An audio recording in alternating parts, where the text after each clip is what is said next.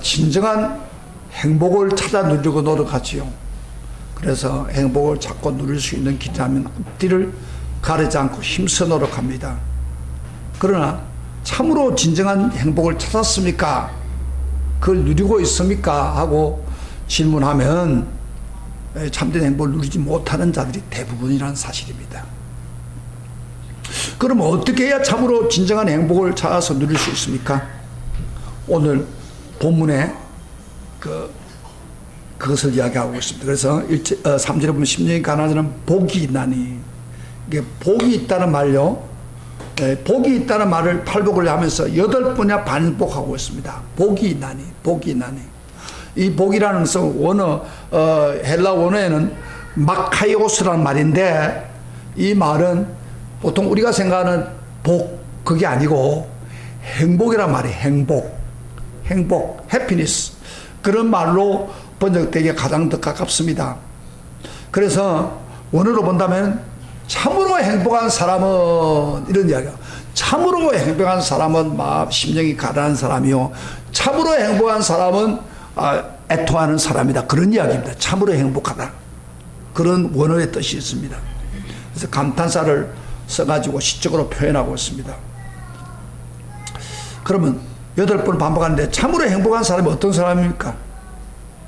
우리 예수님이 산상보훈의 말씀인 팔복을 통해서 직접 말씀하는 것을 우리가 들어야 되겠습니다. 그러므로 오늘 제시한 말씀은 참으로 행복한 사람이 어떤 것인가, 어떻게 해야 진정한 행복을 누릴 수 있는가, 이것을 오늘 말씀을 통해서 볼 수가 있습니다.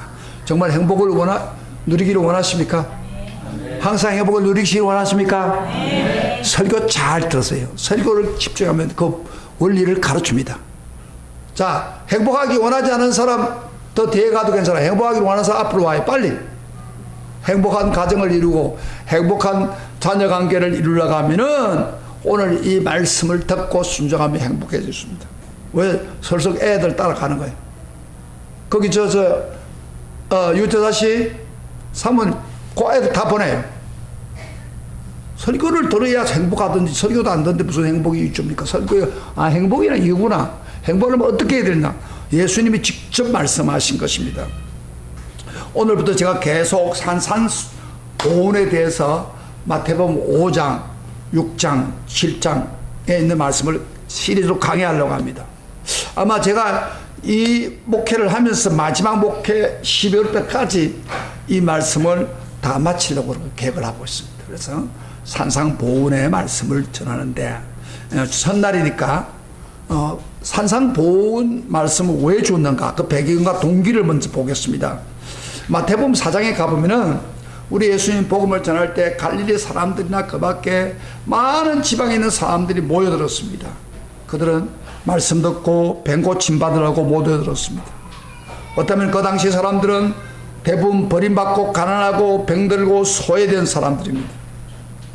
그런데 우리 예수님 무리를 이끌고 그 갈릴리 호수가 시원하게 보이는 산 등성으로 무리들을 인도했습니다. 그리고 난 후에 자리에 앉으시면서 그들을 향해서 입을 열었는데 바로 이것이 산상수훈입니다. 산상수훈이라고 하고 산상보훈의 말씀이다. 근데 왜 우리 예수님이 처음 모인 사람들, 대부분 처음 청중들이에요. 호기심을 가지고 온 처음에 성도들, 병고침 받기를 원하는 그 사람들에게 왜 이런 사실 산상보훈을 보면요 굉장히 쉽지 않아요. 어려워요. 이 말씀을 전하는가, 이 말씀이 무엇이 중요하기에 이 말씀을 전하는가, 산상보훈이 어떤 말씀인가, 이거 우리가 먼저 알아야 돼요. 그런데 대부분의 학자들은 말하기를 공통적으로, 여러분 이스라엘이 이집트에서 빠져나가가지고 자기가 갈 곳에 갔을 때 그 시내산에서 무엇을 주었습니까? 십계명을 모세를 통해 주시면서 이스라엘 사람이 어떻게 살아야 될 것을 말씀한 것과 마찬가지로 지금 이 순간에는 바로 우리 예수님이, 하늘의 복음을 전하러 온 예수님이 그 하늘의 삶이 무엇이며 새로운 삶이 무엇이며 그리고 어떤 삶으로 살아야 되는가 하는 것을 우리에게 말씀하신 말씀입니다. 그래서 하늘나라 복음의 성격을 우리에게 알려주려고 한 거예요. 그래서 산상보온이라 그렇게 말합니다. 이런 측면에서 볼 때 이 산상보온에 있는 말씀은 세상 법과 수준이 다릅니다. 우리 상식으로 이해가 되지 않는 세상 법과 너무 대조적인 차이가 있습니다. 왜 그러냐면 바로 이 말씀은 구원받는 성도들, 백성들이 살아가는 표준이나 중생받는 사람이 추구하는 삶에 대해서 말하고 있기 때문입니다. 그런 거로 제가 말세에 대한 메시지를 계속 전했잖아요. 말세에 대한 우리가 말세 정조, 그다음 말세에 어떻게 해서 영원한 우리가 천국을 갈 것인가 이런 문제를 많이 이야기했죠. 계시록을 통해서도 또 여러 가지. 근데 왜 그러면 제가 산상보온의 말씀을 지금 하느냐 하면은 구원받은 사람이 어떤 마음을 가지고 살아야 되고 어떤 표준으로 살아가야 되는 그걸 우리가 알아야 돼요. 그래야 저 천국에 가서도 살 거 아닙니까? 예? 잘 들어보세요. 천국에 가는데 내 멋대로 살면 천국이 아니죠. 이 세상에서 예수님이 미리 천국 백성이 어떻게 살아야 되고 어떤 마음을 가지고 살아야 되느냐, 그거를 산상보온에서 이야기해 준 겁니다. 그러니까 제가 마세에 대한 성도가 어떻게 천국을 바라보고 살아야 되냐, 요걸 우리가 익혀야 됩니다. 익혀야. 제가 만약에 미국을 간다고 합시다. 미국에 가서 사겠다고 마음을 먹으면 어떻게 해야 돼요? 뭘 준비해야 돼요? 영어도 준비해. 영어. 그 다음 미국 가서 살려면 뭐요? 미국의 문화라든지 환경을 하고, 그 다음에 그 가서 어떻게 살고 자녀들을 어떻게 교육시키고, 이걸 배워야 되잖아요. 그래야 미국 가서 잘 적응할 거 아니에요. 그래, 안 그래요? 천국 가서 영원히 살기를 원하십니까? 네. 천국 가서 어떻게 사는가 하는 것을 예수님이 미리 가르친 거예요. 천국. 그래서 어떤 마음을 가지고 어떻게 살아야 되는가. 그래서 굉장히 중요한 말씀이죠. 그래서 제가 이 설교를 다 끝내면은 여러분들, 천국 사람은 이런 자세와 이런 법을 가지고 살아야 되구나. 그렇게 해서 천국에 여러분이 인도해도 금방 갈 수가 있는 거예요. 천국에 가서 잘 적응할 수가 있다. 그 말입니다. 산상보험은요, 두 가지를 나누는데, 크게 두 가지로. 첫째는 팔복이 나옵니다. 복이 있다고는 팔복에 대해 나오고, 그 다음에 그 밖에 것은, 이거 팔복은 그럼 뭐냐 하면은, 천국 백성이 마땅히 가져야 할 성품, 마음 자세, 이걸 팔복에서 이야기하고요. 그 다음에 그 밖에 나머지 5장 9반절 6장 7장은 천국 백성이 구체적으로 어떻게 살아야 되는 것, 삶에 대한 이야기를 다루고 있습니다. 저는 오늘 본론적으로 오늘 말씀 팔복을 집중할 건데, 팔복에서 진정한 행복한 사람이 어떤 것인가, 그 이야기를 여러분에게 먼저 하는 게 좋겠습니다. 제가 생각해 보니까 팔복을 제 안에 한번 내가 이걸 했는데, 팔복을 할 때는 팔복 하나하나를 다 했어요. 내가 계산을 해보니까 하나하나 다 하면 좋긴 좋는데, 하나하나 다 하면 벌써 2개월이 돼버린다. 팔복만 해도. 그리고 나머지 뒷부분 맞는데 제가 목회 끝날 때까지 다 끝나지 못한다 이 말이야. 그래서 제가 팔복을, 중요하지만은 팔복을 3번 안에 마치려고 합니다. 그래서 오늘은 서론하고 그 다음에 2복을 이야기하고, 다음 주에는 3개의 복, 그 다음 주에는 3개의 복을 해가지고 팔복을 3주 안에 마치려고 합니다. 여러분 집중해서 말씀을 들어야 되겠습니다. 여러분, 많은 사람들이 행복을 추구하는데 행복을 왜 못 찾고 있습니까? 사람들이 행복을 원하지 않습니까? 자, 한번 물어볼게요. 여러분 행복하기를 원하십니까? 네. 손 들어보세요. 손을 들고 하면서 행복하기를 원하십니까? 네. 네, 다 원하잖아요. 그런데 왜 행복을 못 찾습니까? 자, 오늘 그 이유입니다. 결정적인 이유는 행복을 추구하는 방법이 잘못되어 있기 때문에. 유명한 사람이 이렇게 말하죠. 아그네스 플레어라는 사람은 사람들이 행복을 우리 안에서 찾지 않고 밖에서 찾으려고 하니까 불가능하다, 그렇게 말했습니다. 그러니까 행복을 바깥에서 찾으면 안 된다 그 말이에요. 안에 찾아야 된다는 거예요. 그러니까 외부에 찾으려면 허탕한다는 말이에요. 여러분 사실요, 먹고 마시면서 우리가 살잖아요. 먹고 마시면 빼놓을 수 없죠. 이번 우리가 여행을 할 때도 먹고 마시는 거, 저 베트남에 있는 그 음식들 다 먹었는데, 그 어떤 거는 맞는 것도 있죠. 안 맞는 것도 있어요. 우리 집사람 같은 경우는 배탈도 나고 막 그래요. 맛도 있는 것도 있고. 그런데 사람 먹고 마시는 거 빼놓을 수 없죠. 그 즐거움이죠. 그래서 어떤 사람 먹는 거 좋아해가지고 맛집만 찾아가 다니는 사람이 있어요. 맛집만 쫓아다니는. 그것도 일종의 뭐 행복이라고 할 수 있겠죠. 그 다음에 성적인 쾌락을 탐닉하는 사람도 있습니다. 인간의 약간의 성적인 쾌락을 쫓아가면 인간의 약간의 즐거움을 줄 수가 있죠. 그래서 이거 행복하다고 하는데 이게 행복이 아닙니다. 또 사람이 돈만 있으면 행복한다 줄 알고 막 인생에 돈 부리는데 온통 투자합니다. 돈이 우리 삶에서 편리함을 주기는 합니다만은 돈 자체가 행복하지 않습니다. 그리고 또 명예와 건세를 통해서 행복을 누리려고 하는데, 노력하는데 인생의 행복을 누렸다고 한 사람 한 사람도 없습니다. 만약에 이런 것부터 진정한 행복을 누리는 것이라면 우리보다도 선진국에 있는 사람들이 먼저 행복해야 되지 않겠습니까? 여러분, 선진국, 우리보다 잘 사는 선진국이 사람들이 다 행복하다고 합니까? 만족하다고 합니까? 여러분, 선진국에 사는 사람들 얼마나 골치가 아파서 아스피린이나 진통제 먹는 사람이 너무 많답니다. 마약을 먹는 사람들은 왜 독버스같이 생깁니다. 마약을 왜 먹습니까? 그 사람들이. 자살하는 수 왜 그렇게 많은지요? 여러분, 한국의 GNP가 낮을 때보다도 GNP가 높아졌을 때 OECD 국가에서 자살 1위입니다. 계속. 잘 사는데 왜 자살이 생깁니까? 행복은 외부에서 찾는 게 아닙니다. 오지도 않습니다. 그걸 증명하고 있습니다. 여러분 기억하세요. 죄는요, 우리의 눈을 가리가지고 우리를 속입니다. 죄가 행복을 주는 것 같으면서도 그 행복은 참된 행복이 아니고 거짓 행복을 우리에게 주는 겁니다. 죄에 끌려가면 일시적으로 대단히 만족스럽고 행복해진 가치나 성을 추구하든지 돈을 추구하든지 그 어떤 걸 추구하면은 잠깐 동안 행복감에 적게 될 수도 있습니다. 그러나 이건 진정한 행복이 아닙니다. 우리가 확실히 알아야 될 것은, 만약에 우리가 이런 것을 외부에 찾으면은 전도자가 이야기한 것처럼 헛되고 모든 것이 헛되다, 그런 고백밖에 할 길이 없어요. 밖에서 주는 진정한 행복이 아닙니다.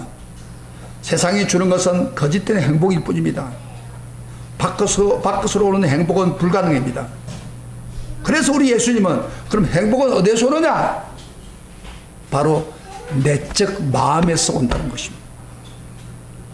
우리 안에서 행복할 수 있다는 것입니다. 그런데 우리 안에 어떤 마음의 성품을 가져야 참으로 행복하느냐, 그런 이야기입니다. 그래서 우리가 한번 3절 4절 한번 읽어봐요. 뭐 행복한 막하여 행복하다 그러면서 우리 같이 읽어봅시다. 시작. 10년이 가난한 자는 복이 나니 천국이 그들의 것이며, 애통하는 자는 복이 나니 그들이 위로를 받을 것이며, 그 다음에 우리가 온유한 자는 복이 나니 저희가 뭐요? 땅을 얻을 것이고, 그 다음에 또 뭐요? 의에 줄이고 원만한 자는 복이 나니 저희가 책을 받아. 거기 보면요, 전부 팔복은 어디서 시작되는 겁니까? 심령, 내부에서 시작된다는 겁니다. 그 다음에 애통하는 건 어디서 시작돼요? 마음에서부터 애통이 나와야 애통이 되잖아요. 그래서 이 모든 행복은 마음에서, 마음의 어떤 태도를 가지냐에 따라서 행복해 줄 수 있다는 거예요. 그런데 사람들이 모르게 바깥에서 행복을 찾으려고 하니까 행복이 주어지지도 않고 이 행복을 갖출 수가 없다, 이 말이에요. 그래서 예수님 말씀대로 마음 심령에서 찾아야 된다, 이 말이에요. 여러분, 이런 성품들이 어디서 옵니까? 자세히 관찰해 보면은 누구의 성품입니까? 바로 예수님의 성품이에요. 다시 말하면 천국 백성의 성품입니다. 그래서 어떤 사람 팔복을 이렇게 말합니다. 우리 예수님의 초상하다, 팔복을 예수님의 초상하다 그렇게 말합니다. 우리 예수님은 심령이 가난한 분이었습니다. 애통하는 분이었습니다.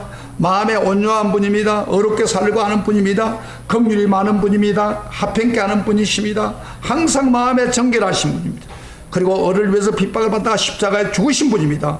바로 우리 예수님의 성품입니다. 그런데요, 예수님이 성품을 가지고 살다 보니까 밖으로는 힘든 삶을 살았지만은 속으로는 정말 항상 행복한 삶을 사신 분이 바로 예수님입니다. 그러므로 우리 예수님은 진정한 만족을 누리고 사신 분이 오늘 이 시간에 우리들에게 행복한 비결을 가르치고 있는 것입니다. 제자들 보고 하는 말이 우리도 보고 너희들 행복하느냐? 행복하기를 원하냐? 나와 같은 성품을 닮아라. 그래야 하면 진정한 행복을 누리게 된다. 너희들이 나를 믿고 나를 영접하여 중생을 받고 거듭나서 이런 성품의 씨가 너희 안에 자라고 나를 따라 닮으면 이런 놀라운 성품을 갖게 되고 진정한 행복과 만족을 누리게 된다 하는 것을 예수님이 팔복을 통해서 우리에게 보여주고 있는 것입니다. 사실 이렇게 행복을 누리는 성품들은요, 선천적으로 태어날 때부터 본성이 아닙니다. 물론 이런 사람도 있어요. 선천적으로 겸손하고 눈물이 많은 사람이 있어요. 성격이 부드러운 사람도 있습니다. 그러나 여기 주님이 팔복에서 말하는 것은 본성적이 아니고 바로 중생받는 성도, 거룩한 성품에 대한 이야기를 하고 있습니다. 이 거룩한 성품을 추구하고 나갈 때 진정한 행복한 사람이 된다는 것입니다. 이것이 주님이 말씀하는 참된 의도입니다. 그러면 진정한 행복은 어디서 옵니까? 우리 예수님은 자기가 친히 행복을 체험해서 우리들에게 말씀하고 있습니다. 진정한 행복을 누리려면 먼저 예수님 우리 왕으로 모셔야 됩니다. 그리고 예수님이 행복의 원천이라는 사실, 이 성품의 씨가 우리에게 자라게 하고 행복의 원천인 우리 주님을 닮아가면 갈수록 행복의 순도가 높아지는 것입니다. 행복은 밖에 있는 게 아닙니다. 내 안에 있습니다. 행복을 찾는 100%의 확실한 비결은 우리 예수님을 닮는 것입니다. 우리 예수님의 성품을 닮아가는 것입니다. 이거 행복합니다. 할렐루야. 아멘. 다른 데서 찾으면 여러분은 평생 고민 당하다가 아무것도 누릴 수가 없어요. 제가요, 부산에서 학생 때 부흥회 쫓아다니면서 막 은혜를 받고 이러던 중인데, 같이 부흥회를 열심히 참석하는 할머니가 한 분 있었어요.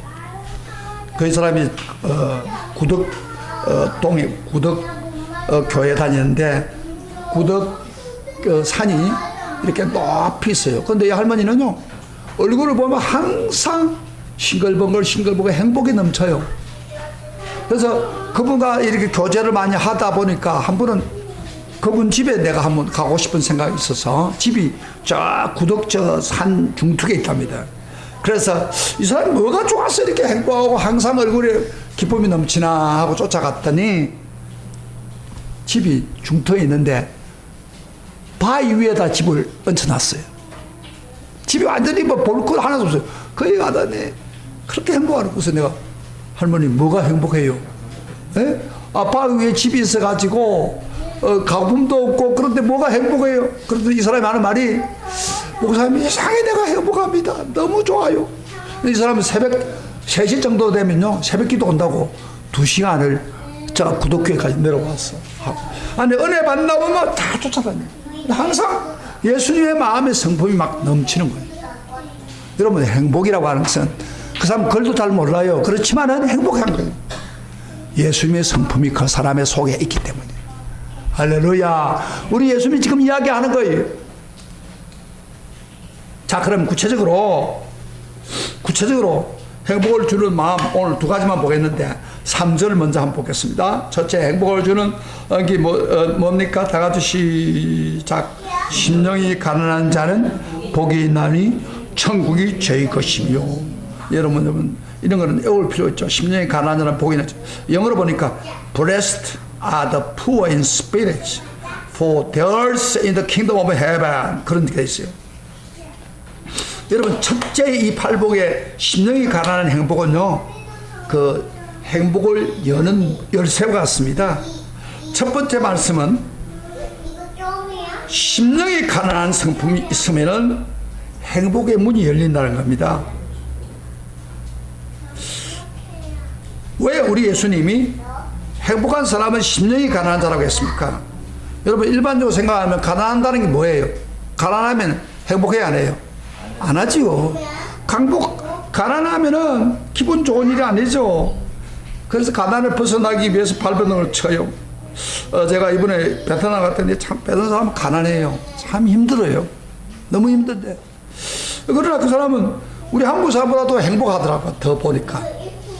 근데 가난을 벗어나기 위해서 발버둥을 쳐요. 그 사람들 오토바이를 타고 다니는데 막 충돌도 있어도 그렇게 다니면서 막 이렇게 팔기 위해서 노력하는 걸 보면은 참 안타깝지만 그 사람 얼굴들은 굉장히 행복해 어떠버렸어요.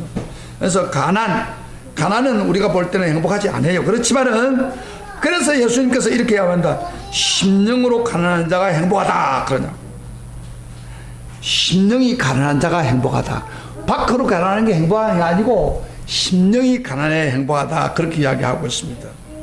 여러분 심령으로 가난한 자는 무슨 의미입니까? 심령이 가난한 것은 오해할 수 있습니다. 잘못하면 심재가 좀 약하다든지 금방 흔들린다는 사람이든지 소심하거나 내성적인 사람, 그런 사람 우리가 생각하기 쉽는데 예수님이 말씀하는 것은 그런 의미가 아닙니다.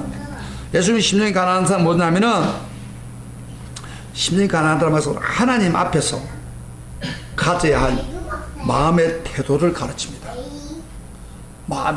제가 지금 그 팔복을 이제 계속 강의하는데 하나님 앞에서 내가 어떤 마음을 가지고 있느냐, 행복을 주시는 하나님 앞에서 내가 어떤 마음을 가지고 있느냐, 이런 마음의 태도를 이야기합니다. 만유해 주시고 천지를 창조하신 거룩하신 하나님 앞에서 내 마음이 가난해야 된다 그런 이야기입니다. 이 가난하다는 말을 헬라어로 보니까 프토코라 말인데 이 말은요 단순히 가난하다는 말이 아니고 철저히 가난하다는 의미입니다. 정말 앱으로부터 도움을 받지 못하면 생존이 불가능할 정도로 가난한 사람이라는 것입니다. 우리 말로만 거지입니다. 거지면 사람이 동정 안 해주면 못 사잖아요.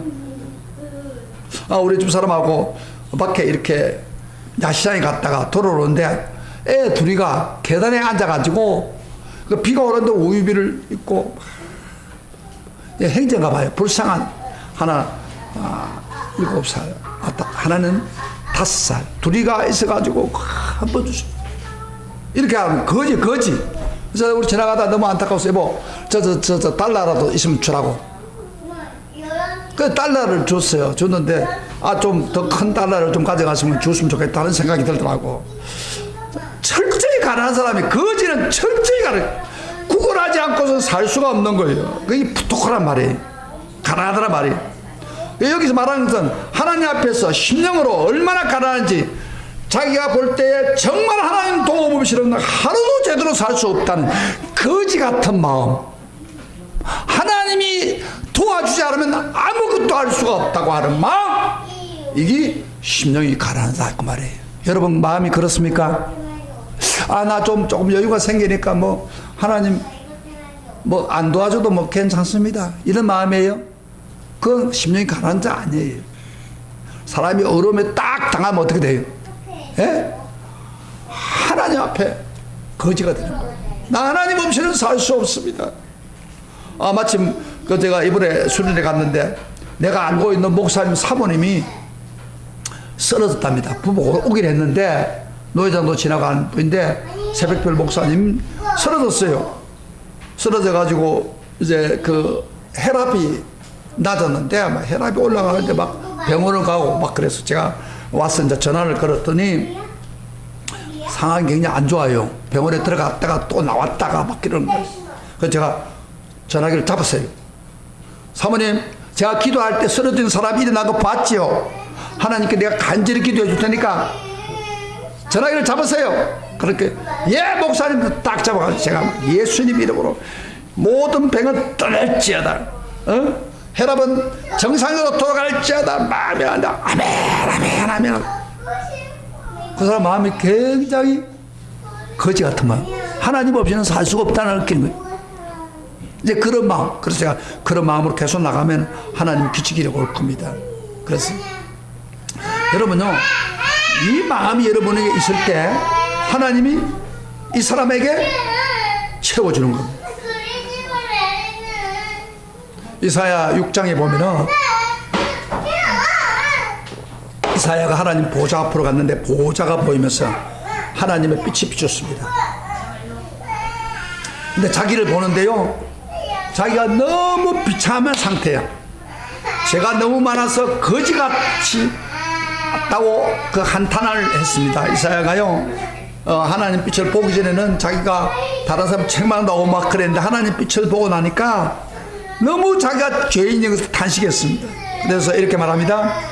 내가 하로다 나는 망하게 되었도다. 나는 입술이 부정한 사람이 입술이 부정한 백성 중에 가면서 만군의 여호와 하나님을 왕을 배웠다. 자기 입술이 부정하다. 여러분요, 제사장은 원래 저 선자는 백성들에게 입술을 가지고 설교하는 사람이에요. 근데 자기 입술이 부정하고 더럽다, 막 거지 같다 하고 고백하고 있었습니다. 이게 바로 심령이 가난한 사람이에요.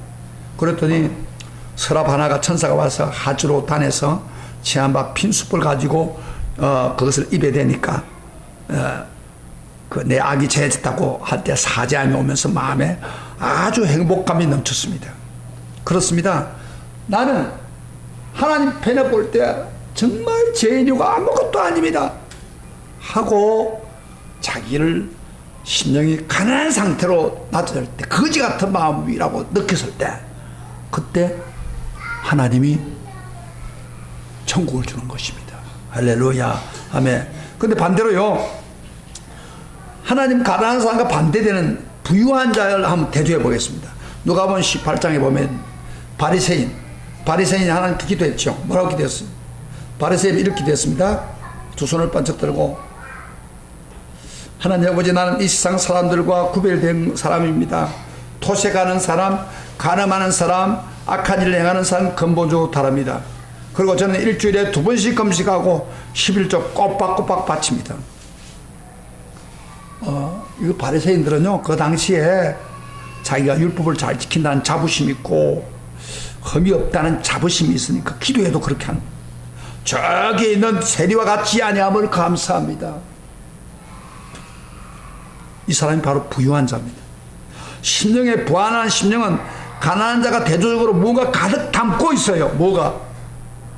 하나님 앞에서 나에게 이런 것 있지 않습니까? 자랑하는 겁니다. 나는 토색하는 사람 되지 아니고 나는 구별되어 있습니다. 그리고 악한 일을 행한 사람과 근본적으로 다릅니다. 일주일 2번 금식하고 11조 꼬박꼬박 하는 사람입니다. 이게 바로 심령에 가난한 사람, 대조적으로 부자라는 사람, 부유한 사람입니다. 이런 사람에게 하나님 행복 주지 않습니다. 루이스라는 사람은 이런 말을 했습니다. 유명한 말을 했습니다.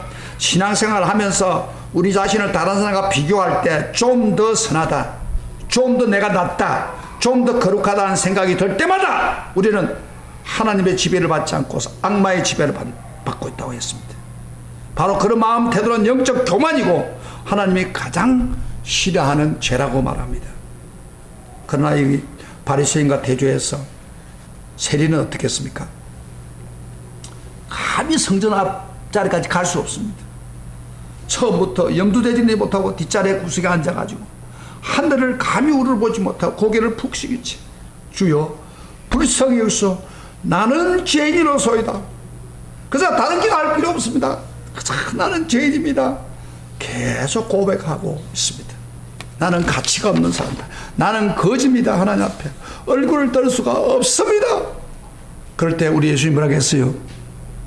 저 바리새인 기도보다도 세리의 기도가 더 어렵게 되었다. 그렇게 해서 어려워지면서 행복하게 돌아갔다는 것입니다. 여러분요, 왜 우리가 교회를 다니면서 왜 심령의 기쁨이 없고 감각이 없습니까? 감격이 없습니까? 왜 행복하지 않습니까? 마음에 무엇인가 가득 채워 있기 때문에 아쉬운 것이 별로 없습니다. 기댈 데가 없습니다. 하나님 앞에 자랑하고 싶은 것이 많습니다. 그래서 하나님 말씀이 가슴 깊숙이 들어오는 것을 방해합니다. 그래서 믿음이 자라지 못합니다. 행복과 기쁨이 없고 감사와 감격이 없습니다. 교회를 이렇게 다니다 보면요, 적당히 다니다 보면 그런 현상이 생길 겁니다. 나는 그래도 11조도 하고 나는 교회에 빠지지 않고 나오고, 이런 사람은 다 불행한 사람입니다. 그 사람에게는 행복이 없습니다. 나는 사람보다 더 선하게 살고 양심 주고 살고 있고, 지금 내가 뭐 특별히 죄를 범한 게 있는가? 이만하면 하나님 인정해 줄 거야. 아주 잘못된 생각을 하고 있는 거예요. 여러분, 거룩한 하나님 앞에 아무 소용없는 것을 마음속에 담은 채로 나오면은 그 사람은 행복한 사람이 될 수가 없습니다. 돈이나 재산 때문에 마음이 든든합니까? 통장에 돈이 막히면 든든합니까? 그 든든은 하나님 앞에서 거지같이 되지 않습니다. 그 든든함이 오히려 심령이 가난한 것을 장애물이 될 수가 있습니다. 사도 바울도 한때 그랬어요. 사도 바울도요, 대단한 줄 알았습니다. 그런데 진짜 하나님을 다메섹 도에서 만나는 순간에 그 교만 가운데 상당한 긍지를 느꼈던 거지만은, 그걸 예수 만났지만 모든 것을 배설물로 여겼다고. 다 썩어내어 버린 더러운 배설물 같이 비웠다는 거예요. 바로 마음이 가난한 사람입니다. 그 사람에게 행복을 주겠다는 것입니다. 우리가 마음을 비우고 마음이 가난할 때 하나님이 그 천국을 채워준다고. 천국이 저희 것이라고 했죠. 이 천국이란 말은 두 가지 의미가 있어요. 하나는 진짜 천국 간다는 말이 되고, 그 다음에 두 번째로는 그것보다도 우리 심령이 가난하면, 우리 예수님을 영접하면 예수님께서 우리 속에 오셔서 마음의 천국으로 임하게 해준다는 겁니다. 천국, 심령 천국을 준다는 거예요. 우리 예수님이 그렇게 말하고 있는 거예요. 마음이 천국으로 이루어진다, 그런 이야기예요. 그게 행복 아니에요? 우리 예수님이 이렇게 말했죠. 하늘나라는 볼 수 있게 임하는 게 아니고 여기 있다 저기 있다 못하라니 하나님 나라는 너희 안에 있다. 그 말은 무슨 말입니까? 바로 우리 마음의 심령 천국이 이루어진다는 거예요.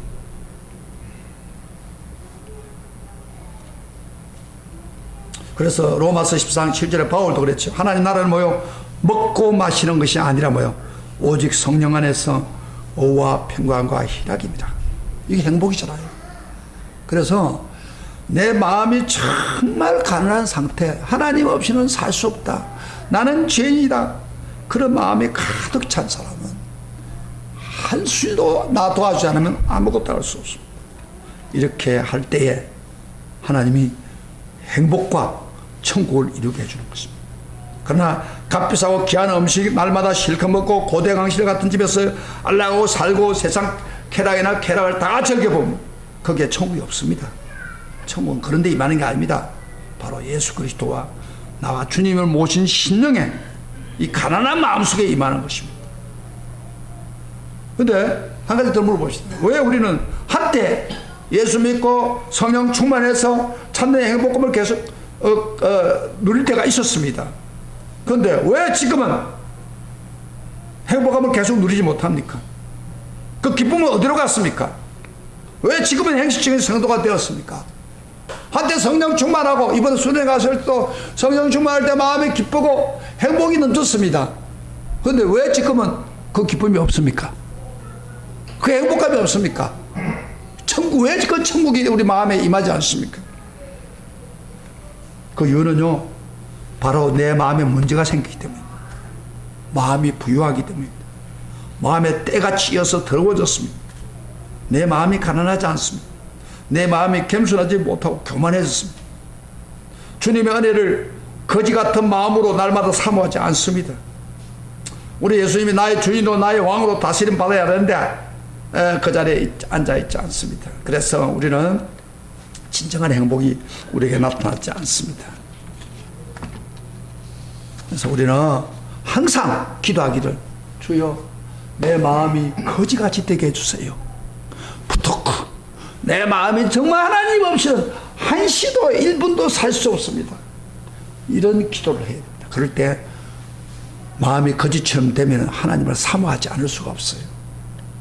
사모하지 않을 수가 없어요. 그 사모하는 가운데 성령이 임하고 천국이 이루어지는 겁니다. 할렐루야. 그런 성도 되시길 주의를 축복합니다. 마음의 천국이 이루어지기를 축복합니다. 그 다음에 두 번째 한 가지만 더 봅시다. 시간이 갔습니다만은. 원래 이거 하나를 가지고 하루를 해야 되는데 제가 시간이 없기 때문에 빨리빨리 좀 해주는 거예요. 자, 그러면 두 번째로 행복한 사람 어떤 사람이고 4절 봅시다. 시작. 애통하는 자는 복이 있나니 저희가 위로를 받을 것이며. 그랬죠? 애통하는 자. 여러분, 우리 일반 사람들은 웃는 것이 웃으면 복이 온다고 그러죠. 현다인들은 지나칠 정도로 심각한 이야기는 싫어합니다. 더욱 눈물, 애통 같은 것은 귀를 기울이지 않습니다. 오히려 삶에 받은 스트레스를 몰라 나를 벌려면 웃음과 유머를 더 좋아합니다. 그러나 우리 예수님은 오늘 애통하는 자가 복이 있다. 애통하는 자가 행복하다 그 말이죠. 왜? 위로를 받기 때문에. 여기 그 애통한다는 말은요, 헬라어로는 펜테오라는 말인데 얼마나 애통하냐면 가슴을 치며 심히 통곡하며 슬퍼하는 것을 표현한 말입니다. 여러분 생각해 보세요. 아까 심령의 거지같이 되고 마음이 심령이 가난해지면은 자동적으로 따라오는 게 뭐예요? 애통이 나올 수밖에 없습니다. 심령을 비우지 못하니까 애통이 안 오는 거예요. 그러나 심령을 비우면은 정말 애통하는 마음이 있어요. 하나님을 사모하지 않고는 못 견디거든요. 그래서 애통의 의미를 제대로 깨닫게 됩니다. 제가 어렸을 때 신앙생활 할 때는 그 시골 교회에서요, 그 애통하는 공동체였습니다. 유교 사변 이후에 가난하고 혼란하고 온 시대에 온몸으로 겪고 살던 사람들 교회만 오면요 막 우는 거예요. 대성 통곡을 하는 거예요. 성도들이 와서 눈만 가면 우는 거예요. 울어대치는 거예요. 가난하니까 울고 자기 죄가 생각나서 울고 통곡하고. 그래서요 눈이 퉁퉁 부어가지고 교회 왔다가 돌아가는 거예요. 바닥에 눈물 자국으로 가득 차요. 그 당시에는 그랬어요. 그 애통한 마음이에요. 근데 요새 교인들은 애통 안 합니다. 눈물이 말라버렸습니다. 오히려 웃음이 복음으로 들리고 눈물은 마치 아닌 것처럼 아무 느낌이 없습니다. 눈물에 대해서는. 그래서 교회는요 심각한 이야기 듣고 싶지 않아요. 그런 이야기는 짧게 이야기하시오. 그냥 넘어가시오. 이런 식이에요. 기분이 좋아야 은혜 받았다고 착각합니다. 그러나 성경에서 말하는 참 행복은 애통하는 자가 제가 위로를 받을 것이다. 이건 진짜 행복이라 말합니다. 그럼 뭘 애통해야 됩니까? 자기 죄 때문에 애통해야 됩니다. 자기 죄가 심각하게 느껴지는 자가 애통할 수밖에 없습니다. 우리 모두가 예수 믿고 죄사함 용서 받았습니다. 그러나 어디까지나 선언적인 의미지 우리가 죄가 없다는 말이 아닙니다. 여러분, 우리가 예수 믿고 예수 때문에 우리가 저희다 한 말이 잘 드세요. 예수님이 선언적으로 우리가 의라고 인정해 준 것 뿐이지 내가 죄가 실제로 없다 그런 말은 아니에요. 그거 여러분 인식합니까? 죄는 항상 있어요. 우리 죄를 항상 우리 속에 우리와 강케하고 하루 수십 번 죄를 지을 수도 있고요. 나쁜 생각이 가득 들어오고 그럽니다. 죄가 넘치는 세상에 부패한 몸을 살고 있기 때문에 하루 10번, 100번도 지을 수 있는 가능성이 있습니다. 그런데 그 죄를 한 번도 제대로 회개하지 않고 있다는 거예요. 심각하게 생각 안 하고 있다는 거예요. 이게 바로 오늘의 문제입니다. 그게 위로가 없는 거예요. 그래서 성경은 요한 1장 8절에 보면 만일 우리가 죄 없다 하면 스스로 속이고 진리가 우리 속에 있지 않을 것이다. 우리가 울고 애통해야 되는데 그걸 회개도 하지 않고 있으면은 우리 속에 진리가 없다는 것입니다. 한국 교회 성도들은 그냥 뻔뻔합니다. 죄 짓고도 대수롭게 생각하지 않아요.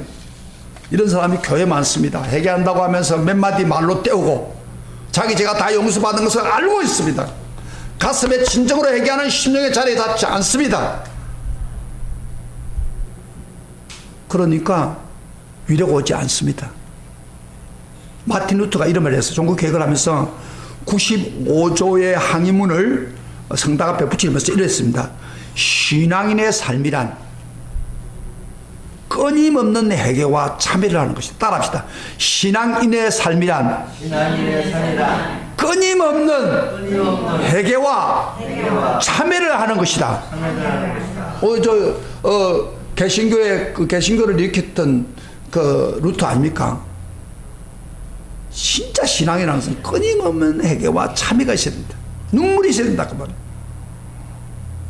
그 죄를 씻는 눈물이 있어야 돼. 그럴 때 그 우리 죄가 용서받습니다. 그런데 우리는요 다른 사람과 우리를 비교하는 경우가 있는데, 여러분 우리가 다른 사람 비교하면 안 돼요. 바로 예수님과 비교해봐야 돼. 예수님처럼 거룩한가? 빛이신 예수님이 필요했나? 그러게 아니면 애통하고 애통하고 통곡하는 밖에 다른 길이 없어요. 그래서 사도 바울은요 신앙생활을 깊이 하고 거룩할수록 말년에 나는 죄인 중에 계시라고 고백했습니다. 이게 이해가 좀 안 되잖아요. 예수 믿고 구원받았다고 어렵다고 하면서도 나는 죄인 중에 계시다. 실질적인 죄에 대해서 심각하게 느꼈다는 것입니다. 다윗은 이렇게 부르짖었습니다. 하나님의 구하시는 데서는 상한 심령이라. 하나님은 상하고 통회하는 마음을 주께서 멸시하지 않는다. 이 마음이 상한다는 건 뭐예요? 통해서 통곡하는 통회를 말합니다. 눈물을 흘리고 그 은혜를 사모하는 마음을 말합니다.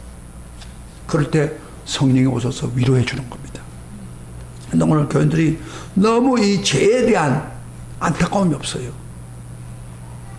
우리 여기서 이번에 은혜 받았던 우리 박 집사가 그동안 기도하라고 하니까 죄 해결 그랬더니 그날따라 어떻게 성령이 감동을 줘가지고 자식을 내가 미워했고 자식이 떠나기 내게 원인이 있다 막 그렇게 애통을 하니까 막 성령께서 평안을 주고 기쁨을 줬잖아요. 받았죠, 그렇죠? 그렇죠. 회개. 그런데 교회 다니면서도 그 회개가 있는데도 안 하고 있단 말이에요. 설교를 들어도 변화되지 않아요. 그대로 갖고 있는 거예요, 항상. 그러니까 그게 쌓여가지고 기도를 막아버리고 하나님 주신 행복을 막아버리는. 회개 진짜 해야 돼요. 회개를 진짜 하면 마음이 평안이 확 오고 하나님의 위로가 오는 겁니다. 그래서 행복은 다른 데 있는 게 아니에요. 바로 죄를 진짜로 죄로 인정하는 그런 자체. 그것이 그래서 우리가 기도가 필요한 거예요. 기도하지 않은 사람은 기도를 할 때 해결을 해야 되겠는데 기도를 안 한 사람 무슨 말이냐면 죄를 계속 이렇게 쌓아놓고 있다. 그러다 보니까 한번 와서 기도하려고 기도가 딱 막혀버린 거예요. 이번에 은혜 받아 갔다 그때는 좋았는데 기도가 딱 막힌 사람이 있어. 그건 뭐냐면 기도를 안 하니까 오만 더러운 때가 딱 묻어가지고 꽉 눌러있다. 그래서 우리가 죄에 대해서 민감해야 돼. 애통하는 자들은 복이 나니 저희가 위로를 받을 것이요 행복을 주겠다는 거예요. 할렐루야, 할렐루야. 그 이야기. 사랑하는 성도 여러분, 한번 물어봅시다. 여러분 지금 하나님이 주신 진정한 행복이 여러분 넘칩니까? 행복합니까? 지금 바로 진정한 행복은 마음이 가난한 자에게 있습니다. 하나님 앞에 나는 마음의 거짓입니다. 하나님 없이는 살 수 없습니다. 그 죄에 대해서 애통하며 안타까워하는 사람, 바로 성령의 위로가 오기 때문에 행복이 넘치는 삶이 일어납니다. 우리 오늘 이 시간에 행복을 다른 데 찾으려고 하지 말고 정말 내 속에 내 마음에 가난하고 애통하는 마음으로 찾으시면 여러분은 진짜 행복한 성도가 될 줄 믿습니다. 그렇게 되기를 주의 이름으로 축복합니다. 축복합니다. 아멘. 오늘 다 같이 나가서 찬양합시다.